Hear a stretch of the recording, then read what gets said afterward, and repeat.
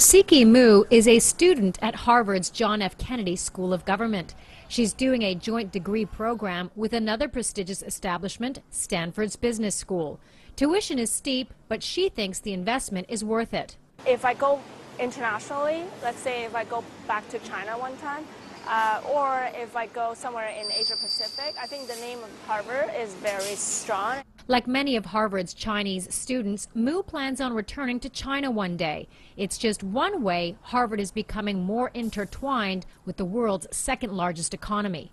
Beyond the growing number of Chinese students at Harvard, the university has a long history of ties with China. In 1879, it hired its first Chinese teacher.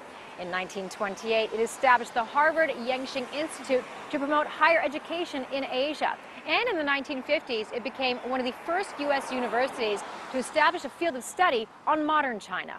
Virtually every school at Harvard has a very significant set of engagements, teaching, research, receiving students from China. It's a very deep, thorough, and long-term relationship with China. Saish first went to China as a student in 1976.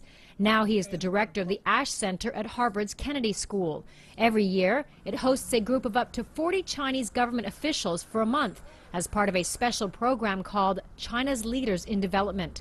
The program teaches about public policy, urbanization, and democracy.